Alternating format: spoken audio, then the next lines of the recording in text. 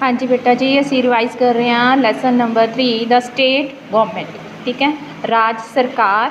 First question is how many chambers a state legislative assembly has कि राज विधान मंडल के किन्ने सदन होंदे हन ते उन्हां दे नाम लिखो। ठीक है, answer is many states of India the state legislatures have one house, some state legislatures have two houses के कई जो है एक सदनी होंदी है सरकार तो कई स्टेट दे विच दो सदन की सरकार होंदी है।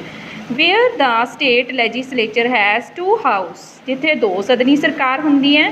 दीज आर वो किहड़े नाम ने बेटा, विधान सभा एंड विधान परिषद। ठीक है, so where there is only one house the name of the house is Vidhan Sabha और लैजिसलेटिव असैंबली। ठीक है बेटा, next question is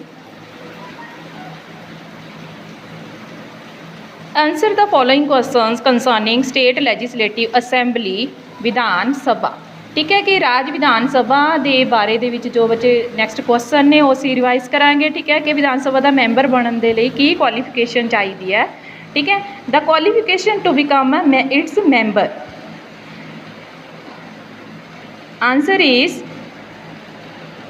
he must be a citizen of India कि वो इंडिया का सिटीजन होवे, नागरिक होना चाहिए है भारत का। He must have completed 25 years of age, और 25 साल या उस तो उपर का होना चाहिए है।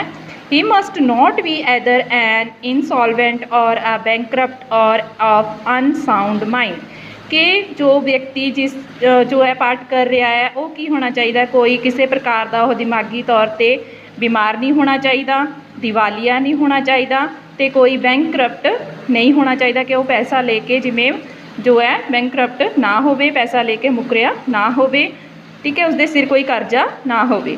Next is he must not hold any office of profit under the government of India और द स्टेट गवर्नमेंट। ठीक है कि वह किसी भी केंद्र सरकार या राज सरकार के अहदे के उत्ते कि गवर्नमेंट कोई अहदे के उत्ते नहीं होना चाहिए। ठीक है बेटा, next question is the maximum and minimum number of its members as per the constitution. ठीक है, किन्ने मैंबर होने चाहिए ने, number of members. The number of members of Vidhan Sabha is fixed by the parliament कि पार्लीमेंट के द्वारा इन्हां दी गिनती जो है वो निश्चित की जाती है। विधान सभा के मैंबरों की जनसंख्या निश्चित की जाती है और on the basis of population of the state concern कि स्टेट दे विच कितनी पॉपूलेशन है उसके अकॉर्डिंग ही जो है उन्होंने संख्या जो है निर्धारित की जाती है। It can have a maximum membership of 500 ज़्यादा तो ज़्यादा 500 member and minimum of 60 persons तो घट तो घट 60 मैंबर होंदे हन। नैक्सट बेटा mention the stages and ordinary bill has to pass through कि किहड़ियां स्टेजेस दे विच हो के कोई बिल नूं कानून बनन लई लंघना पैंदा है। ठीक है, answer is stages of an ordinary bill. An ordinary bill before becoming an act has to pass through the following stages. First at the first stage the bill is introduce in the house, सब तो पहला सदन विच introduce किया जाता, पेश किया जाता है। And it's first reading is done. ठीक है, तो इसके उत्ते पहली जो चर्चा वो की जाती है। And the second stage a general discussion on each clause of the bill take place. ठीक है कि उसके हर एक पॉइंट के उत्ते दूसरी जो उसकी स्टेज है उसके विच डिस्कशन होंदी है मैंबरों के बीच। और third stage the debate is confined to the acceptance or rejection of the bill. ठीक है, थर्ड स्टेज दे विच के डिस्कशन तो बाद डिबेट होएगी इन्हां दे विच कि इस बिल नूं हुण पास किया जाएगा जां इसनूं की है रिजैक्ट कर दिता जाएगा। तो उस तो बाद बच्चे इसनूं नैक्सट सदन दे विच भेज दिता जाता है। Next question is the minimum age required to become the member of legislative assembly. ठीक है कि मिनीमम एज घट तो घट कितनी एज रिक्वायर्ड है मैंबर बनने के लिए।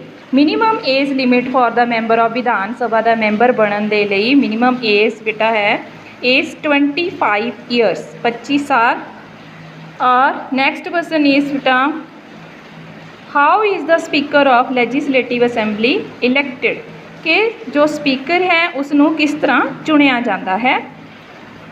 Election of speaker the speaker presides over the meetings of the state legislative assembly के विधान सभा दियाँ सारियां मीटिंग्स जो होंदियां ने उन्होंने की करता है उन्हां